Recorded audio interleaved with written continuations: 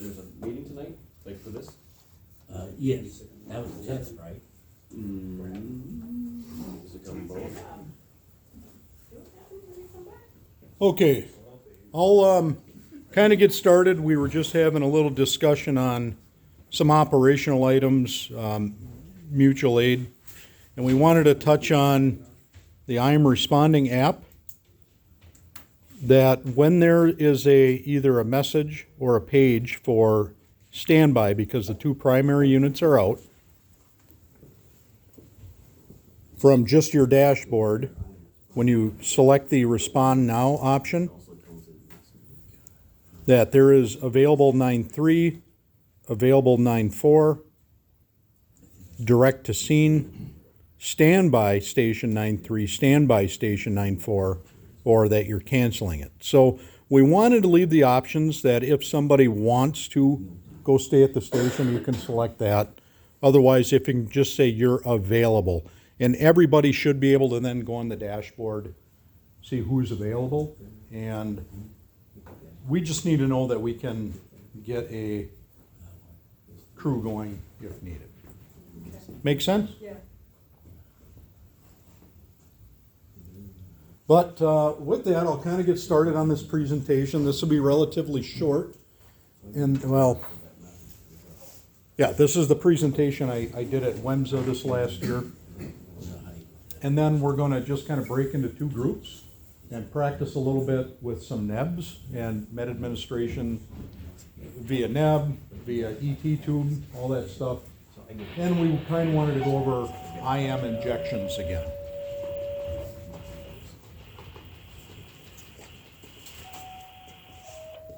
This isn't like a test page, right, is it? No.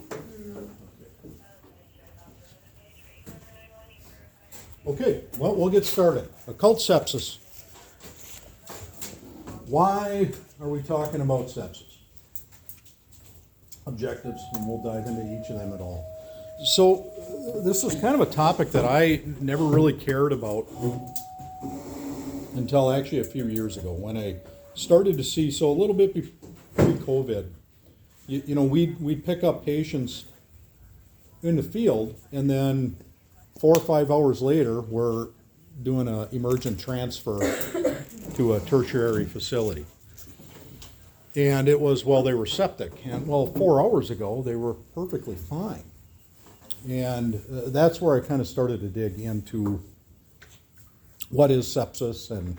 And I think there's, from my time teaching, it was literally less than maybe a 30 to 45 minute discussion on sepsis, and we focused on septic shock, and that's it. So for me personally, kind of in the bullet points, too many patients crash. That over my career, I'd see it time and time again, a very, very stable patient. We come back down to the ER a few hours later, and they're intubated and on pressors, and you know, kind of what happened. Difficult resuscitation. So, and I'll talk about statistics in a little bit, but as they progress into full-blown sepsis, they're very difficult to resuscitate. Meaning, if I can give you an example, it wouldn't be uncommon for a severely septic patient, blood pressure of 70, 80 systolic, and they get 5 to 6 liters of fluid rapidly infused and does nothing for their blood pressure. Nothing. So, Why? Because it's just leaking out? yeah, it's third spacing, and it's making them worse, actually. So I use an example. Unfortunately, I had my time being a coroner, 15-year-old girl presented to ER, and this is pre-COVID. She was actually in 3 days earlier, was told she had some febrile illness, given antibiotics, Z-Pak, sent home. She presents back to the ER 3-4 days later, just not getting better, feeling worse, and she just rapidly deteriorates into the ED, goes into cardiac arrest, and subsequently died. And we autopsied her, and again, pre-COVID. So when they took her chest plate off to do the internal chest exam, it was a couple gallons of water, just from them pouring IV fluids, trying to volume resuscitate her. It was doing nothing. It was just all, like they literally took a soup ladle and took out like 3 gallons of water. that just looked like water. It took 9 months to get cause of death in her. She was actually complications of the H1N1 virus.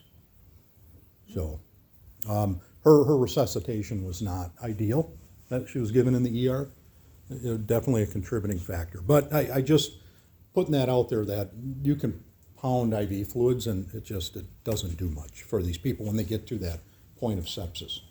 I had mentioned limited training and education. I taught 7 paramedic cohorts, and 45 minutes to maybe an hour that we talked about sepsis. And it was all kind of in the multi-organ dysfunction, end stage, septic shock, basically putting them on epi, norepi drips, intubate them, and that's it. And lastly, for me, and you guys will hear me go on a rant from time to time, I get frustrated with the current EMS focus points. And I think we all know EMS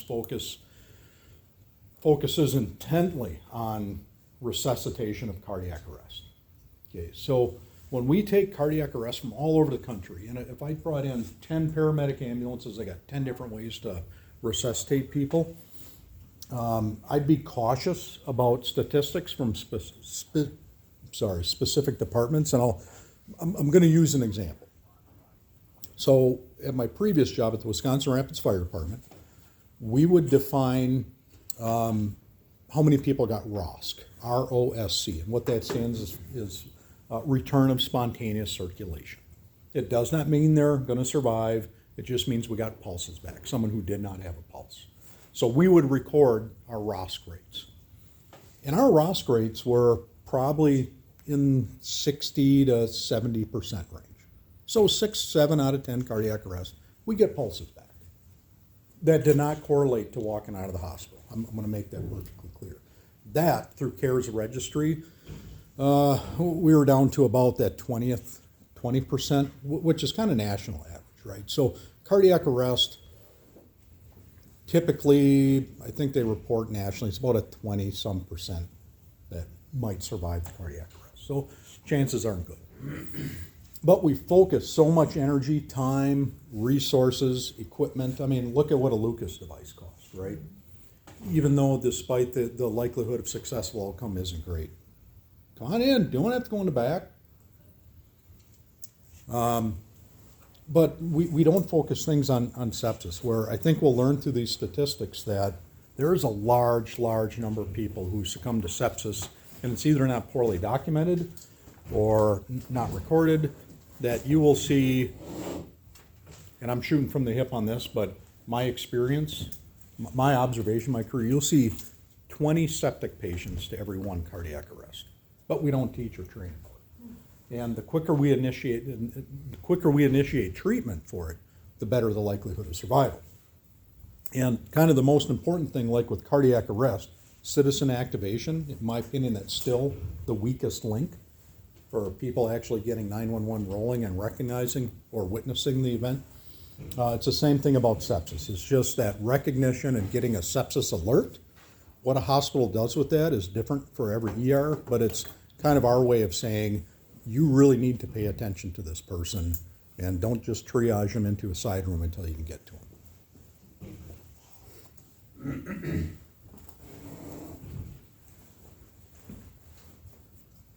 Sorry, I pushed the button too fast. So, from the Sepsis Alliance, now this was last year, so statistics might have changed just a little bit, but I pulled these in January. Well, no, these statistics were from January of this year.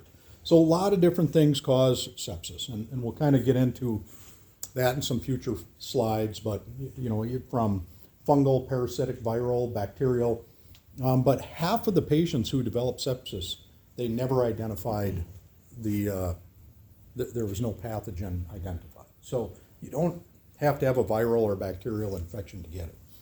It is the leading cause of hospital readmissions. And anyone that knows that works in a hospital, especially a hospital administration, readmissions are bad for hospitals. This is kind of where the genesis of community EMS came from, to try to blunt that readmission.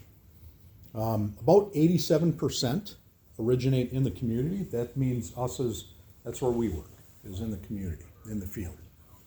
The other 13% originate usually in hospitals. Mortality increases 4 to 9% every hour of delay.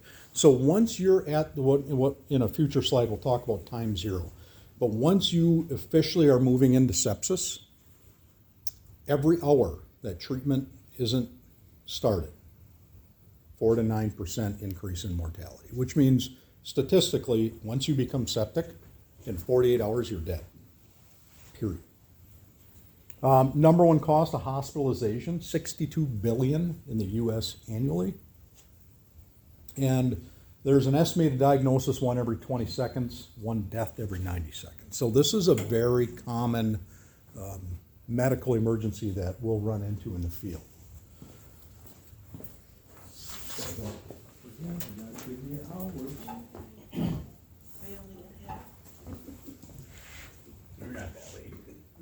I just started. There's pizza back there, so eat up, because I can't take it with me. So what is sepsis? And these slides basically go through it. We don't know. It changes all the time on definitions.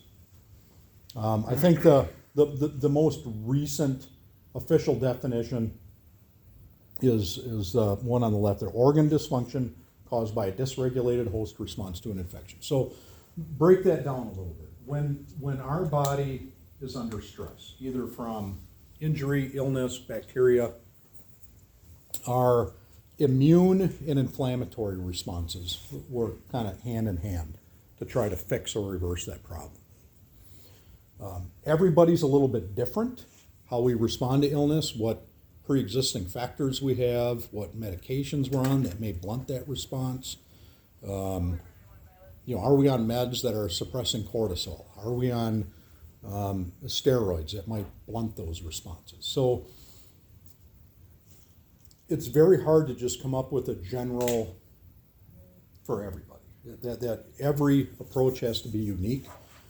Clinical symptoms are not specific. Someone who is moving into sepsis can seem a lot like someone who's just got the common cold. And then they deteriorate to the point we got to get them to the hospital, and they're already kind of, now we're trying to pull the weight back up where we should have jumped on it early. Very complex syndrome. And I think most importantly that middle one, there's no really sensitive biomarker. And what that means is there's not really a blood test that they can do to say, aha, you're septic. So it's vague. And they're coming out with new biomarkers. Some of these biomarkers are horribly expensive. Not a lot of labs and hospitals are ready to run them. So and if we wait until we get that data, it may be too late. So we kind of got with sepsis, really what us and a lot of ERs do is we're shooting from the hip. Is we're saying, all right, we believe they've checked these boxes. We think they're moving into sepsis. We're going to initiate treatment. That's what I'm doing. Pushing pardon me for my horrible technology. No.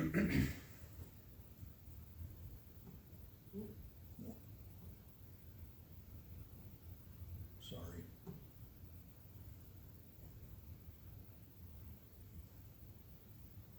This one? No.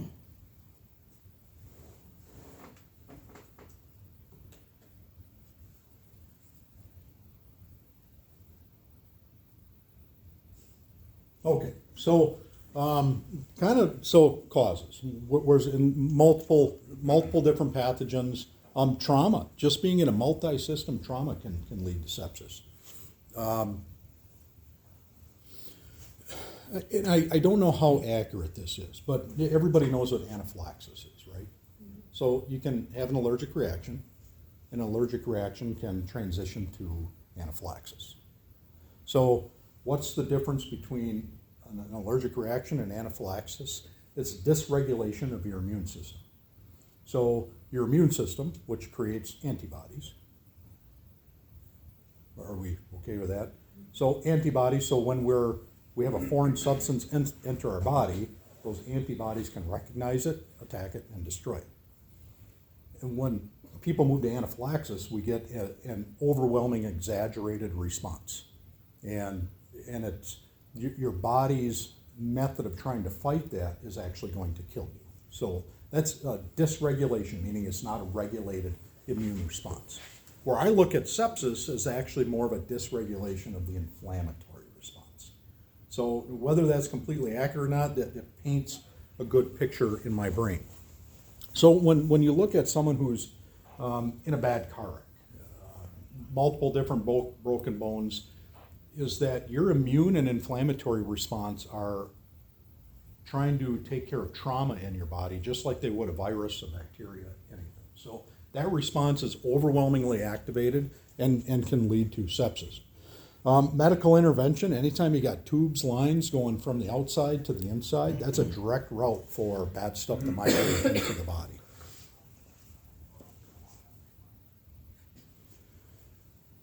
I'm not going to break down the total pathophys, but I like this slide because it just hits on kind of a few high points. So I think what's important to look here is at time zero. Not everybody will move into time zero, just like not everybody who gets stung by a bee goes into anaphylaxis. So the beauty is that we are all susceptible to becoming anaphylactic, and we are all susceptible to being septic. Doesn't matter if we're a kid, an old person, in between, we're all susceptible. And just like anaphylaxis, I can get stung by a ground hornet 15 times. And on the 16th time, I become anaphylactic. That's comfort, right? Just like sepsis. I can get multiple bacterial infections, and then that one, I hit time zero and we begin the sepsis cascade. So just to kind of touch on a couple of endothelial activation. And what that is endothelial, think like your capillaries are widening out, more tissue or more water can leak out of your capillaries to infiltrate your tissues. So that depletes your blood volume because water is in your plasma that's leaking out. Microvascular dysfunction, again, that's a lot of capillary stuff. So too much fluid's leaking out, it gets thick, gets these little microclots. We get dysfunction of our coagulation cascade where we can actually do this where we get super clot, where we're building clots everywhere, and then we run out of clotting factors, and then we just start bleeding everywhere. That's called DIC, if anyone's ever heard of that. It stands for death is coming, right? And when all these things happen at the capillary level, which remember the capillaries are where all the gas and nutrients exchange takes place. They don't happen in arteries, they don't happen in veins, they all happen at that capillary level. So when we have capillary dysfunction, our organs aren't getting what they need to function, which means they begin to fail and shut down.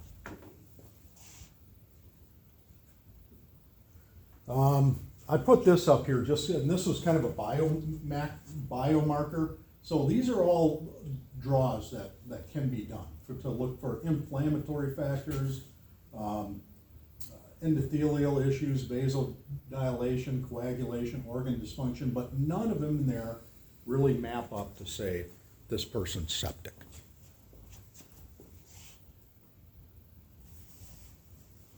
So when our body is moving and it gets to that time zero and we start moving towards being septic, infection induces fever, and why do we get fevers when we're sick?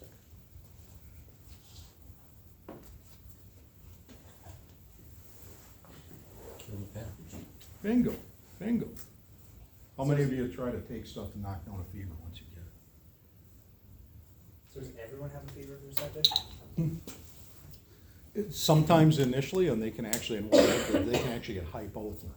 So their body temp can be up, below, but it depends on where we are in that progression. So we might catch them where they initially had a fever. Now they're going hypothermic, but when we get there, their temp's normal. So we can't say, well, they don't have a fever, they're not septic. And how accurate are our thermometers in the field? And Steve, when you're back, I'll have a rectal thermometer for you. That's going to be the most accurate. So were you gonna say it's You don't wanna knock your fever down when you're sick? 'Cause Me personally, now this is me, I'm not a doctor, yeah, but when I get sick, I just try to ride it. I'll take the fever as long as I can take it. Under the covers, on top of the covers, under the covers, on top of it. is there a certain point when it gets too high that you do wanna take? I think if I start seizing, my wife will call me. No, I think, and that's, is there a specific number? Is it 103, is it 104? And again, even my thermometer's at home. It's just kind of honestly, when I'm sick, and I'm not trying to give medical advice, but for me personally, I watch, number one, my urine output. So as long as I'm making urine and it's relatively clear, if it looks like coffee, then maybe time to go to the walk-in. But no, I watch my urine output. I think the longest this last year I got hit with something. I mean, that was probably the sickest I've been. But I think 36 hours. And I remember telling my wife, if I don't pee in 6 more hours, we'll go in. And an hour later, we diuresed and says, oh, we're good. Drink another bottle of NyQuil and hibernate for a while. So when we're sick, we're going to get an activation of our immune responses activated or inflammatory. I mean, this is why you feel like you can feel the lymph nodes in your neck get swollen, your armpits get a little sore, even just pushing on, someone who's sick, if you've ever palpated a chest, to see if it's reproducible, and they're ow, because they've got all these swollen lymph nodes. This is all what should be happening in our body to fight this. So why, when I started, I used the word occult. Occult or cryptic, depends on what text you read, but this is something relatively new that we're starting to find literature on. But what it is we're looking for that early or hidden sepsis. And if someone's in septic shock, right, they have no blood pressure, they're breathing 40 to 60 times a minute, they're tachycardic, they're altered to probably unconscious. I don't really need much more markers to tell me they're in septic shock. And so we just jump in and do our stuff. There's really nothing to do. My goal, or what I try to teach and what our protocols address, is we're trying to find those patients who are at super high risk and possibly moving in that direction of becoming septic. So we're often the first to see these. It gives us a chance to triage these patients really quickly. I'm going to use, has anyone ever been on a lift assist? Someone fall down once, can't get up. And they haven't been feeling good the last few days, their legs are weak. I'm 82 years old. Just put me back in my chair. And we check the vital signs. And, oh shit, pardon my language. But we'll kind of get into vital signs that we should check on everybody, transport or not. Those can actually be our first clues that maybe this person's legs are weak or they're not feeling good because they're moving into sepsis. And personally, I've been on 2 calls in the district already that we found where they didn't want to go to the hospital, that story, I just don't feel good, I just want to get back in my chair. We check them and they hit every checkbox for sepsis. And if we came back in 12 hours, they would look massively different than what they look like then. So our goal is to get them at that early stage. Now, I won't jump into this too much, and a lot of this discussion I put in because I just want to kind of ram home why we're checking point-of-care lactate. Cellular respiration, I think everyone who's been in EMT, paramedic school, we kind of touch over this, but this is really the meat of what we do in EMS or healthcare. And that is to maintain or increase production of adenosine triphosphates. So when we stop bleeding, when we give oxygen, when we work on fixing people's blood pressure, everything is directed to maintaining adequate adenosine triphosphate production. ATP, that is your energy source. So when we cannot produce enough ATP, cells begin to fail, cell membranes fail. When cell membranes fail, tissues fail, organs fail, and it's just it's a cascade. So aerobic respiration or cellular respiration, 3 cycles. This is the super basic version. It starts with glycolysis, that's phase 1, requires no energy. A glucose, molecule enters your cell. So like when we talk about insulin, we need insulin is what allows that glucose to get into the cell. Then once the glucose is into the cell, that molecule splits into what's called two pyruvates. And then that pyruvate molecule goes into the mitochondria, which is Powers the cell. the powerhouse of the cell. So it goes through some complicated processes, but if you are effectively using oxygen, the net product for one glucose molecule is 36 adenosine triphosphates. Make sense? So anaerobic cellular respiration, it's inefficient. At some point, everyone in this room has moved their body to that point temporarily. But anaerobic, so aerobic versus anaerobic. Aerobic means it's using oxygen effectively. Anaerobic means it isn't. So your body can still function in an anaerobic state. And if you've ever been on a treadmill or exercised or exerted yourself, you are, portions of your body are in anaerobic respiration process. But without being sick or hurt, that once you stop that exertion, your body can recover and then transition back to aerobic. Make sense? But if it's not reversed, it will lead to cell tissue and organ dysfunction eventually. So I think the next slide. So if you look at the left one is the one I just talked about, the aerobic respiration where glucose turns into pyruvate, which then goes into mitochondria, makes a bunch of adenosine triphosphates. The anaerobic pathway, glucose comes in, it turns into pyruvate, but you need oxygen to work in that mitochondria with the pyruvate to turn it into energy. So when you don't have the oxygen, or you have more pyruvate that can go into the mitochondria, that pyruvate turns into lactate. And lactate then turns into lactic acid.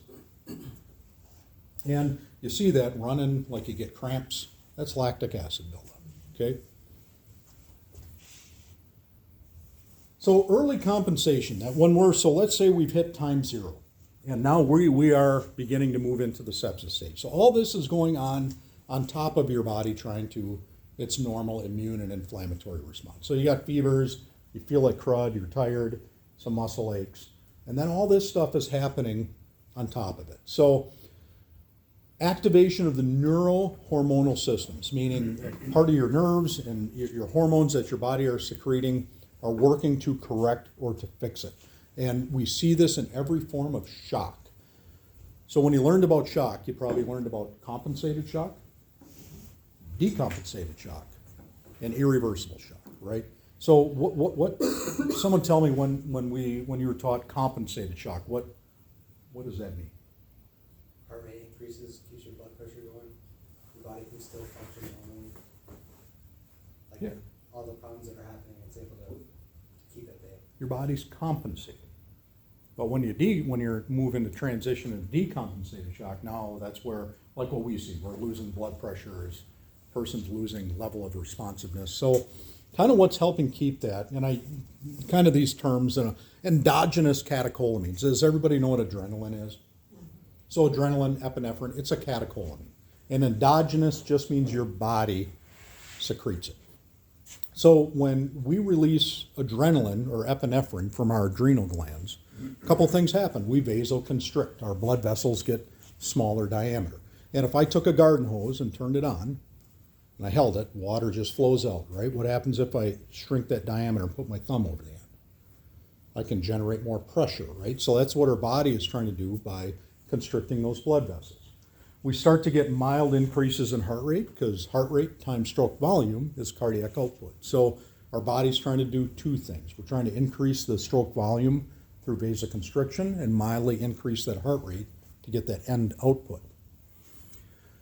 This is not a very effective way for our body to run. So when we're not running the most effective way, we create more waste. And one of the most common wastes that we see is carbon dioxide.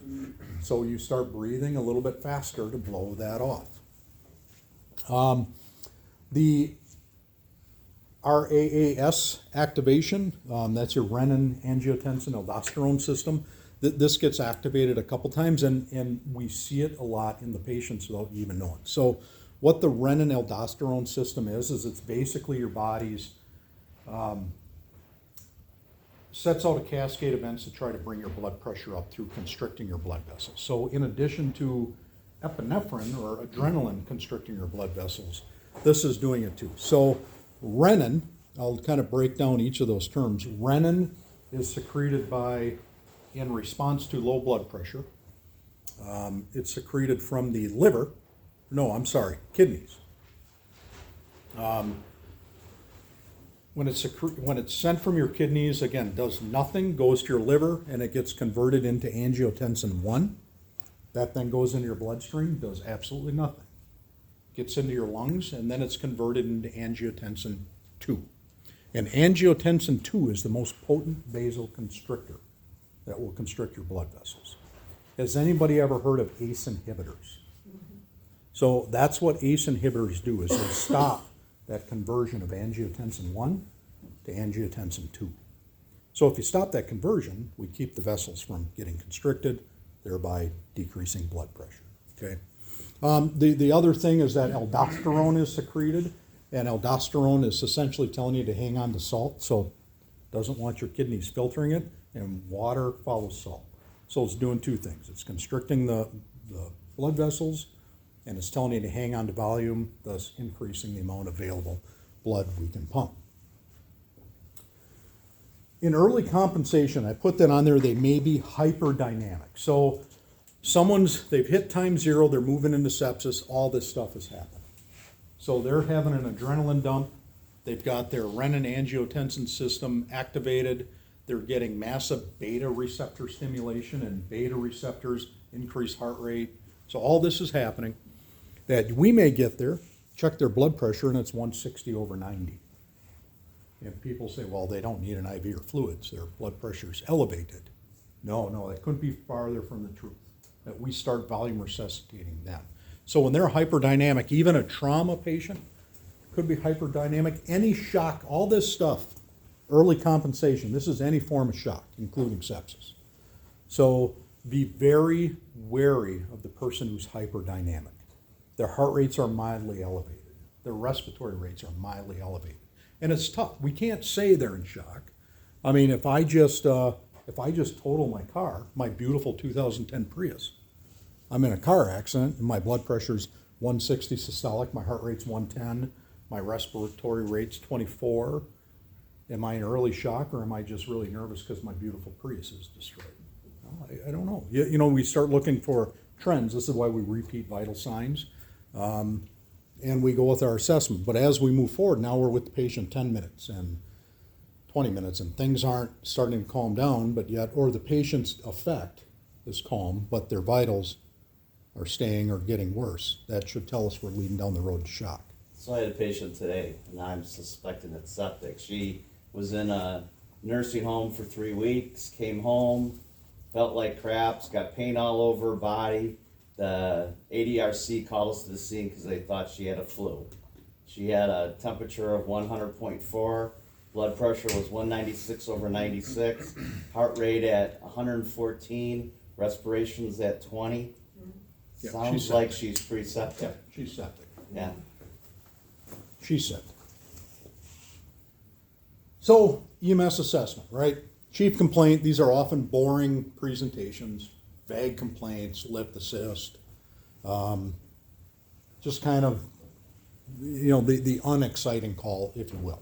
The one, well, if anything, we'll just give them right to the hospital, they'll be fine. But we need to assess complete set of vital signs. So that needs to be a blood pressure, heart rate, a respiratory rate, and a real respiratory rate. How many of you have faked a respiratory rate? I don't. I have. We don't fake anything. But it's amazing how tricky it can be when you're looking at person's respiratory rates. Where I've done it. I've hauled dementia patients from nursing homes. Yeah, I'm like, it looks like 16. And I remember one time I wrote down 18, and the nurse calls me in as we're doing the paperwork to leave. She goes, "What'd you have for a respiratory rate?" I said, 18. She goes, so she's breathing 40 a minute. I'm like, oh, you know what, I did it for 30 seconds and I forgot to multiply by 2. But, and you don't know it because they don't look like they're laboring. But me, I always, when I'm taking a stethoscope, I always put a hand on the back, and as I'm moving my stethoscope around, I'm not listening. I'm feeling them breathe. Because if someone knows, if I just sit there and I'm looking at a clock, what am I supposed to be doing? They start holding their breath, or so you don't want them to know you're counting their respiration. So I've got little tricks I try to sneak it in, but subtle increases in respiratory rates are, for me, pretty nerve-wracking. So subtle increase in respiratory rates, and I always say any respiratory rate that's starting to get over 20, I start asking questions.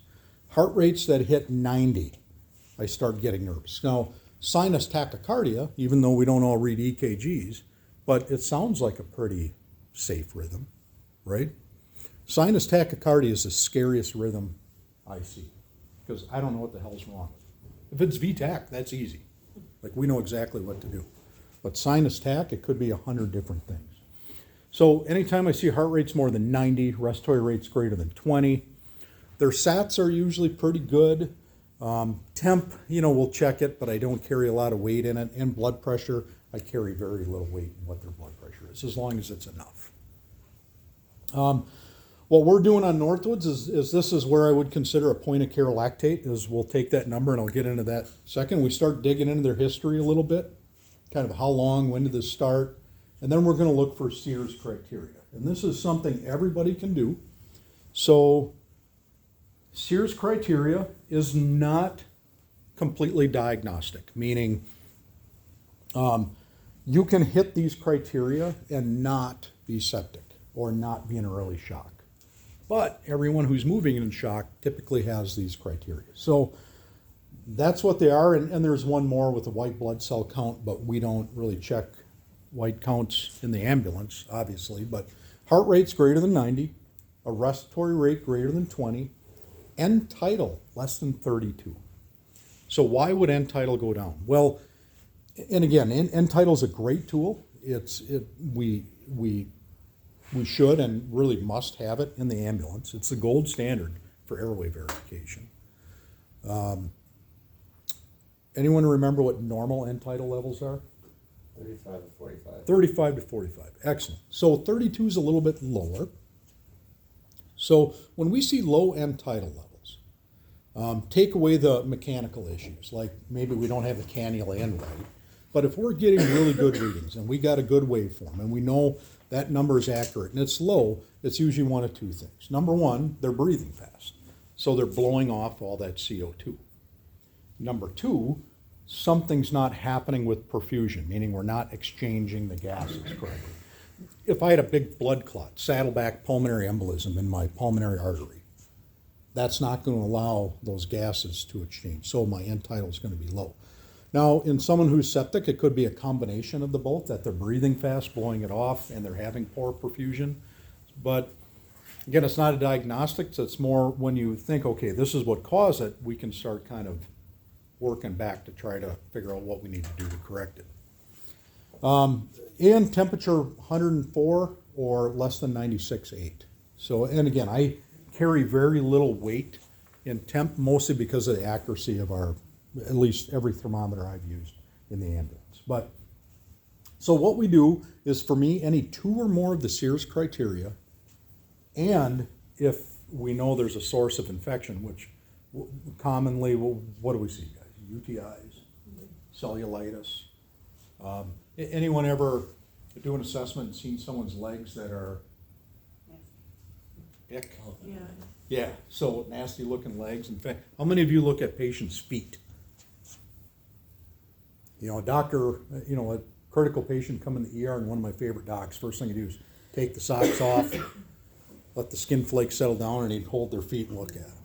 And I'm like, what are you doing with the feet? And he told me, he said, well, it's how I assess their overall health. If they're not taking care of their feet, they're not taking care of themselves. So when you see the nasty corn chip, they're probably not compliant with a lot of other things. I clean my feet. So lactate, and this is something that we may ask you guys to help with on the ambulance. So we have got a glucometer and we've got the lactate meter. And they both operate pretty much identical. So you put a test strip in, and you might have to look, but you'll see how our glucometers slide in, and there's almost like a little line on the end where you see we put the blood sample. What I like to do is if we use the real IV needles, the Cure slides, there's a debate right now among staff. We're 50-50 for IV needles. Half of them like the spring-loaded ones. The other half. Not a heathen. I don't talk to you. But see, it's not unique, and you two will pick. You guys will go one I've team already or the decided other. for Julie. What do you like? I like slides. There But we go. but on the slides, Lazy, not including, so.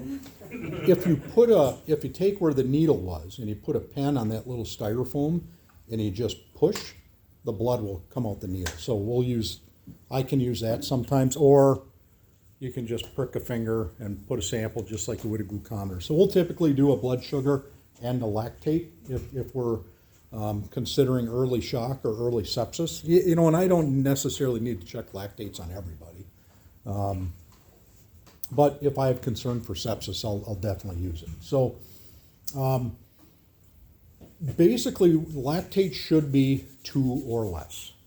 So if it's higher than 2, it's just another red flag to suggest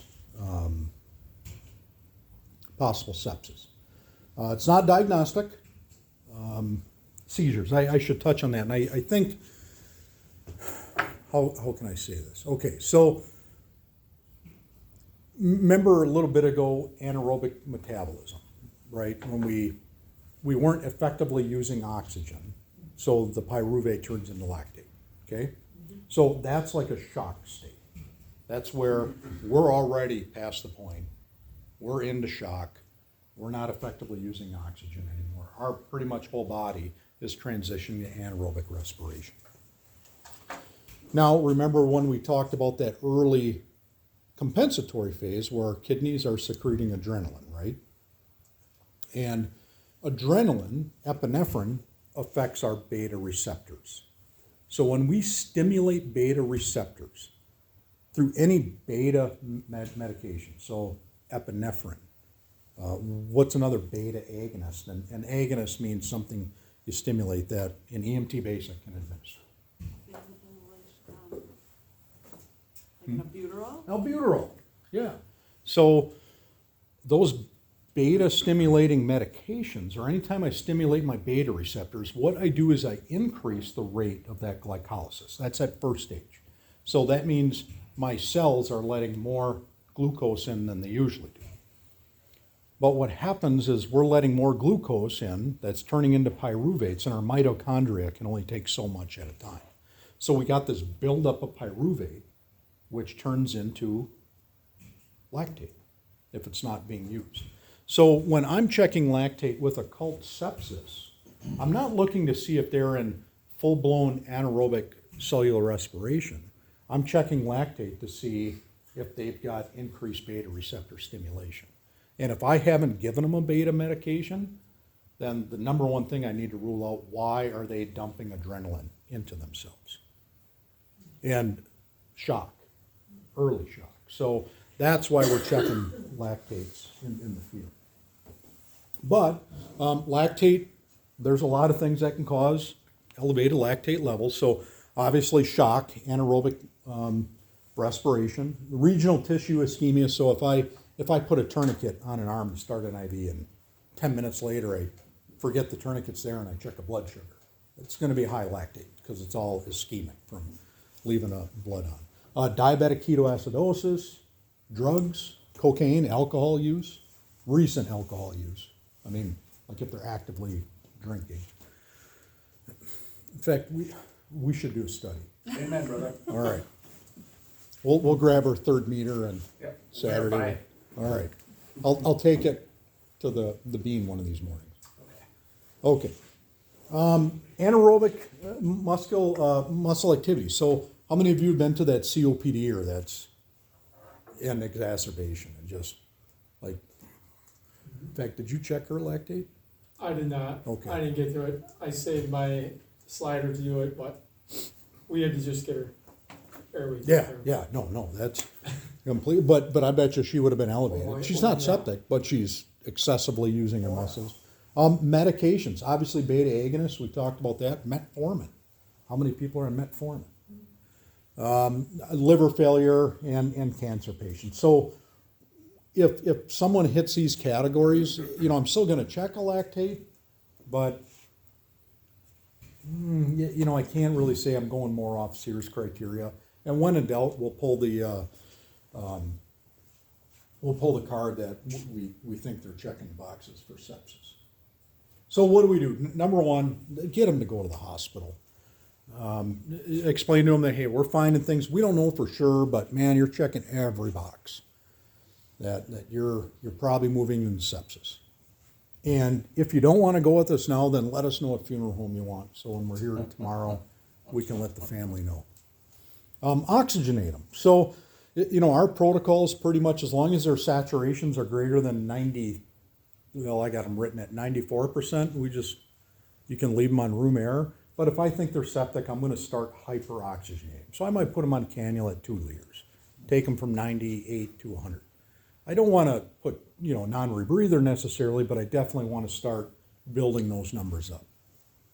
For ALS fluids, how much solution? A lot of debate on this. I'm a big fan of doing 250 bumps and then reevaluating. So I'll give a quarter liter, 250 mLs, recheck vital signs. Give another 250, recheck vital signs. What we're trying to do is fill that tank, that if they crash, they got some reserve. Solution, I'm a big proponent of lactated ringers.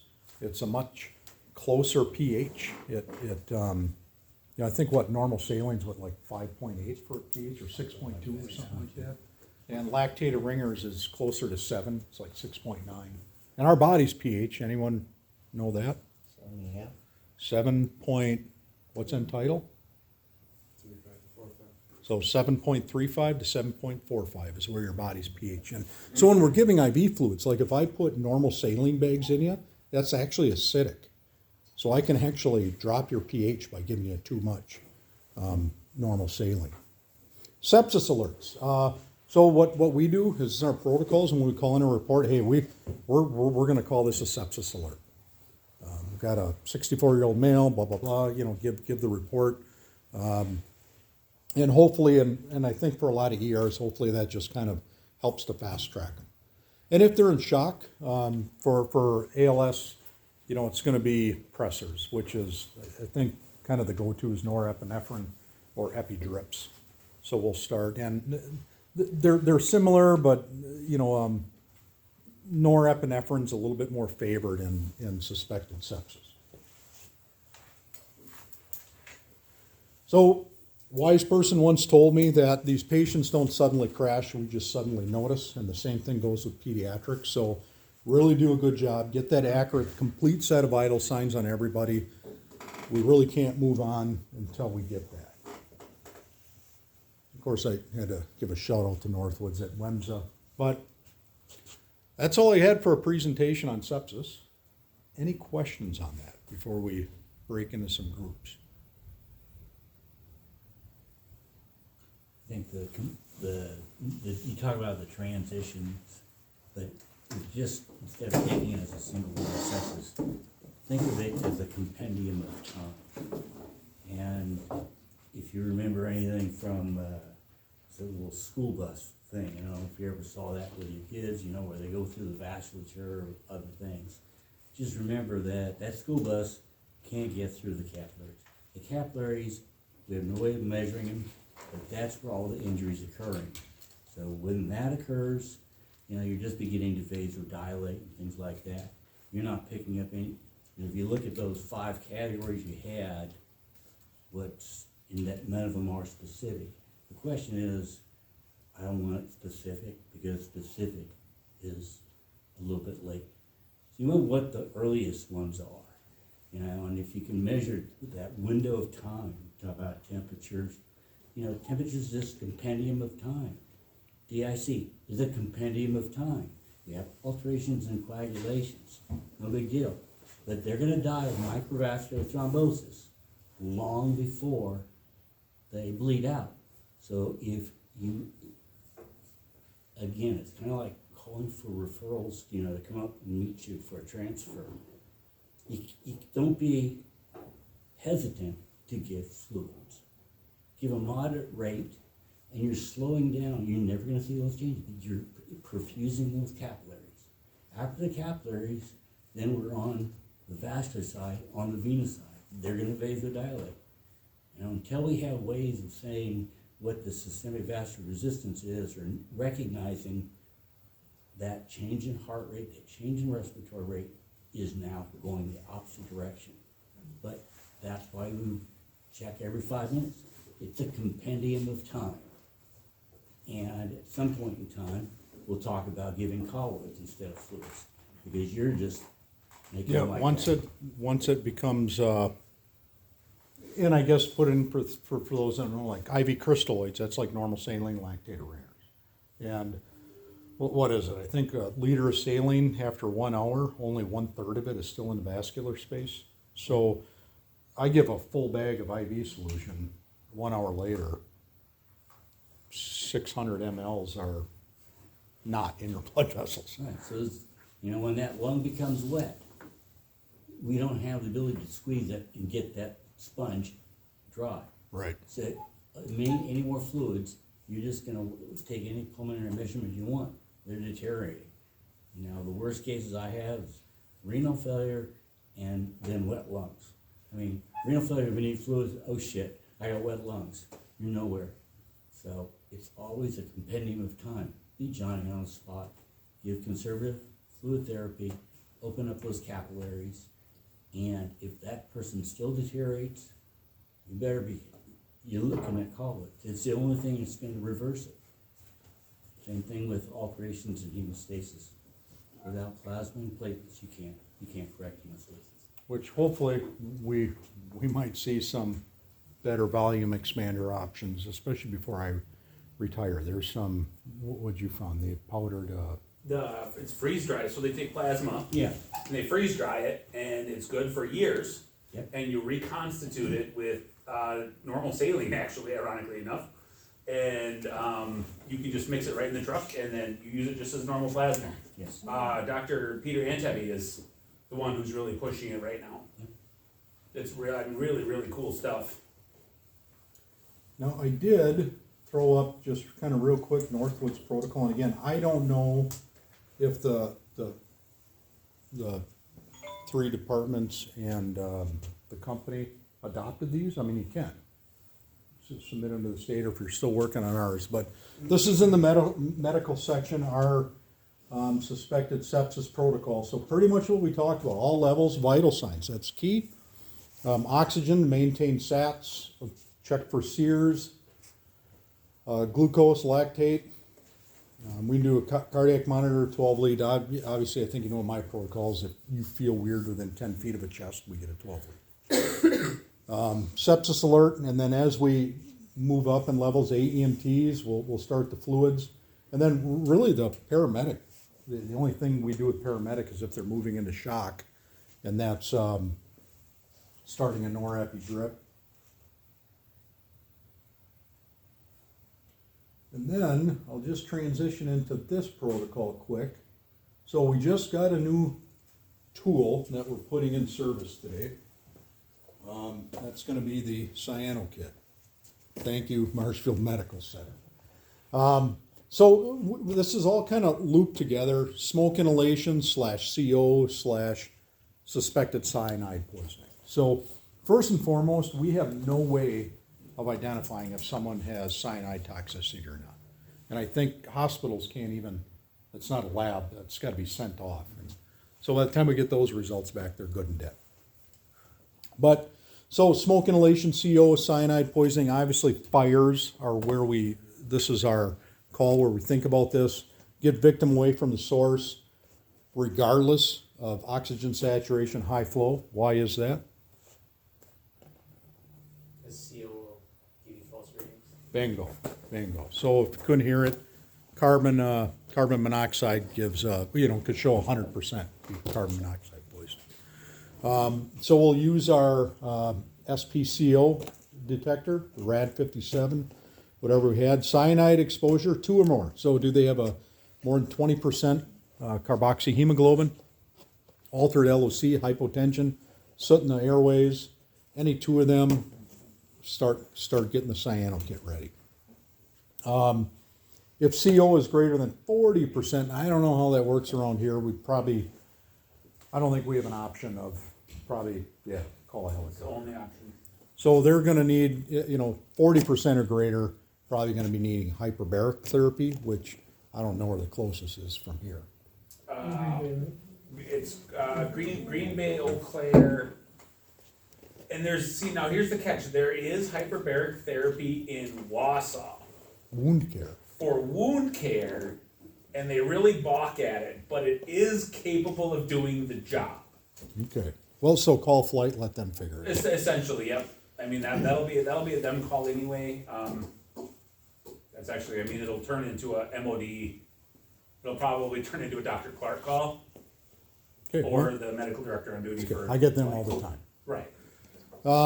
Otherwise, AEMT, we're gonna administer fluids to maintain an adequate, mean arterial pressure is the term I use a lot.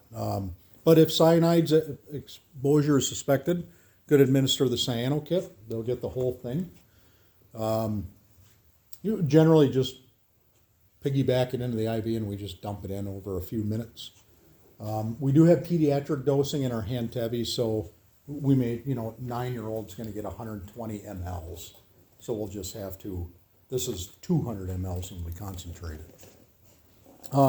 If it's a cardiac arrest, someone we pulled out of a fire or resuscitating, would get a second line IO and just run this in addition to your epi and all our cardiac arrest stuff. So the cyano kit, we have 2 of them. One will be in each ambulance. I don't know of many other people that have them. I know Marshfield's got a couple in the ER. Does, We have- hear you? No. No, they'll have them in, actually, I don't even think Howard Young has one in the ER. I would imagine Marshfield Clinic's probably the same, that those are in pharmacy. We actually don't have those, Jason. They're not in the hospital. They're not. Oh, When I had one in Rhinelander Hospital had 1, and the next closest was 2 at Spiders Walk. Yeah, they said, I don't even know for sure that Howard Young has one. If they did, it'd be in pharmacy, and so that's not a quick, especially at night, that won't be a quick process. and the big reason, these are horribly expensive, just for a dose. The good news is, and I'll come here in front so you can see, is it's a powder, so this kit expires May of 2028. That's potentially retirement time, so, my goal is you just sit, collect dust, and we replace the saline, and we throw them out, and train with them, then we buy some new ones. But it's enough for me that if you have cyanide toxicity, and I look at firefighters, honestly, being a firefighter, I've been there, man, where you gotta lift the mask, something goes wrong, you suck some bad smoke. Very cardiotoxic, this will put you into cardiac arrest, and we could do everything perfectly. And unless we do something to reverse that cyanide, you're going to die. So it's important enough for our community, and then even a, second line would be a victim that we pull out of a house fire. But first and foremost, I want this for our firefighters, okay? And this doesn't have to be an interior firefighter. This could be someone up on a pump panel and the smoke, wind shifts, smoke banks down over, just anyone breathing fire smoke, okay? You don't have to be inside. It's that concerning. But, so the box we'll keep it up in the shelf. Where did you put it on? The airway seat on Winchester's rig, that bottom sliding, the bottom, below all the airway stuff, the one on the bottom there. Put the same spot on. Rubber band, 2 100 we don't have one of ml those. normal standing bags, so we So know ours will be up in the airway, ours will be up in the airway kits above the,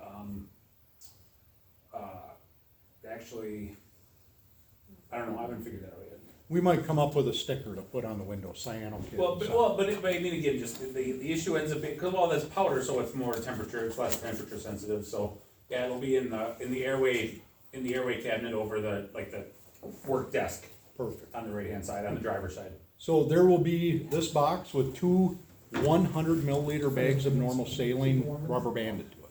And I'll get to why in a second. So inside the box, there's the actual medication. And you do not need to take it out of the box. This can hang on the IV pole, just like that. I'll pass this around so you guys can see. So inside there, it's just a powder.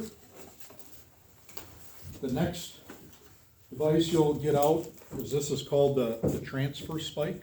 So it's just like IV tubing, that you just poke one end into the rubber stopper on that. On the other end, you put a 100 ml bag of saline, and I don't even think you squeeze it. If I remember right, it just dumps in. Take it off, put the other 100 ml bag on, let it dump. So we want 200 milliliters of normal saline to go into that bottle. Just kind of turn it a little bit, mix up the powder with the saline, take this out, and then there is a generic set of IV tubing. So you just then plug this in to the bottom of that, prime your tubing, stick it in the IV, and just run it half throttle to dump it in. So those will be in service tonight. And again, hopefully, we never ever have to use it. That is a paramedic level medication, but, you know, we may need help grabbing it or helping us get it set up. And then the signs of it are those ABCD, so there's no test. There's no test of No. sign. So if we have carbon monoxide above or less than, or greater than 20%, We had a fire, some of you were there, in Presque Isle on Memorial Day. And there was a person that was inside. Had we had that, I probably would have gave it to him. where was his? Hmm? Where was his carbon monoxide? I don't remember that. Just the fact that he was in there and was breathing a lot of smoke. Okay. So, and the beauty with the cyano kit is that, let's say you don't have cyanide. Absolutely nothing bad happens if we give you this. Can you get it from breathing campfire smoke? Or does Not- it have to- no. It has to be other chemicals. It's like the mixed with it? structural elements from some furniture It's like burning. the polyethylene is a big, polyethylene and polyvinyl, the PVC, like a lot of the plastics and nylons is what blows the hydrogen cyanide out. Now, if you had a campfire and you threw in a bunch of PVC We pipes, never do that. you know, waste oil doesn't cause it. I can attest to that. Neither do semi-tires. Or circle igniters, I'll say. Circle igniters and waste oil do not result in cyanide. They make your hair fun to wash the next day. But not that I heard. Okay. So we'll kind of let that pass around. I will pause the video and we'll do some demonstration.